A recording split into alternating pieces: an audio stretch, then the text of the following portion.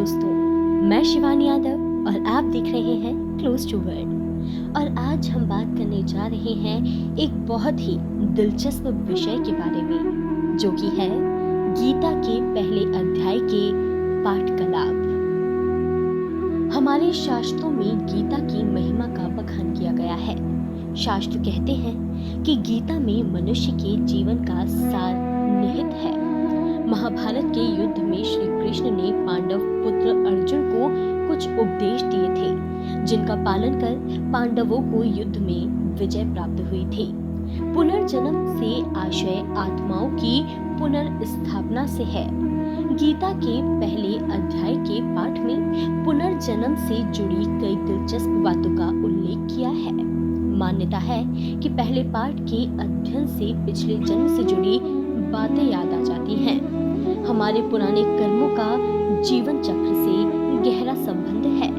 हमें कई ऐसे उदाहरण मिले हैं जहां लोगों ने अपने पूर्व जन्म के बारे में बताया है, मगर अधिकांश लोग मृत्यु के बाद जब नई योनि में प्रवेश करते हैं तो वो अपने पुराने जन्म के बारे में भूल जाते हैं। एक बार भगवान विष्णु से माता लक्ष्मी ने प्रश्न किया, हे भगवान, आप संपूर्ण जगत का पालन करते हुए भी अपने ऐश्वर्य के प्रति उदासीन से होकर इस क्षीर सागर में निद्रा में लीन रहते हैं। इसका क्या कारण है? तब भगवान विष्णु ने माता लक्ष्मी को बताया कि वह निद्रा में नहीं रहते हैं, बल्कि तत्व का अनुसरण करने वाली अंतर्दृष्टि के द्वारा अपने ही माहेश्वर तेज से साक्षात्कार करते हैं। श्री भगवान बोले, प्रिय, आत्मा का स्वरूप द्वैत और अद्वैत से पृथक, भाव अभाव से मुक्त तथा आदि और अंत से रहित है। शुद्ध ज्ञान के प्रकाश से उपलब्ध होने वाला तथा परमानंद स्वरूप होने के कारण एकमात्र सुंदर है। वही मेरा ईश्वरीय रूप है। आत्मा का एकत्व ही सबके द्वारा जानने योग्य है। गीता शास्त्र में इसी का प्रतिपादन हुआ है। भगवान विष्णु के वचन सुनकर लक्ष्मी देवी ने कहा, गीता का यह प्रतिपादन मैं भी जानना चाहती हूँ। तब भगवान विष्णु ने गीता के 18 अध्यायों में अपनी स्थिति बताने के उद्देश्य से कहा, क्रमशः 5 अध्याय मेरे 5 मुख हैं, 10 अध्याय मेरी 10 भुजाएं हैं, 1 अध्याय उदर और 2 अध्याय दोनों चरण कमल हैं। इस प्रकार यह 18 अध्यायों को ईश्वरीय मूर्ति की समझनी चाहिए। गीता के ज्ञान मात्र से ही महान पातकों का नाश होता है। जो भी गीता के 1 या आधे अध्याय का अथवा 1 आधे या चौथाई श्लोक का भी प्रतिदिन अभ्यास करता है, वह सुशर्मा के समान मुक्त हो जाता है। तब देवी लक्ष्मी ने सुशर्मा के जीवन की कथा जाननी चाहिए। विष्णु भगवान ने बताया कि सुशर्मा बड़ी खोटी बुद्धि का मनुष्य था। वह न ध्यान करता था, न जप और न अतिथियों का सत्कार करता था। वह हल जोतता और पत्ते बेचकर जीविका चलाता था। वह मदिरा और मांस का सेवन करता था। इस प्रकार उसने अपने जीवन का दीर्घकाल व्यतीत कर दिया। एक दिन वह पत्ते लाने के लिए किसी ऋषि की वाटिका में घूम रहा था। तभी काल रूपधारी काले सांप के डसने से उसकी मृत्यु हो गई। तदनंतर वह अनेक नरकों में जा चुका। वहां की यातनाएं भोगकर मृत्यु लोक में लौट आया। फिर बोझा ढोने वाले बैल के रूप में उसने जन्म लिया। तब किसी पंगु ने उसे खरीद लिया।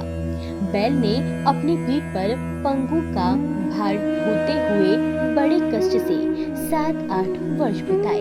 एक दिन पंगु ने किसी ऊंचे स्थान पर बहुत देर तक बड़ी तेजी से उस बैल को घुमाया। इससे वह थककर बड़े बैल से पृथ्वी पर जा गिरा और मूर्छित होकर मर गया। उस समय वहां बहुत से लोग एकत्रित हो गए। उस जन समुदाय में से किसी पुण्यात्मा व्यक्ति ने उस बैल का कल्याण करने के लिए उसे अपना पुण्यदान किया। और उस भीड़ में एक वैश्या भी खड़ी थी।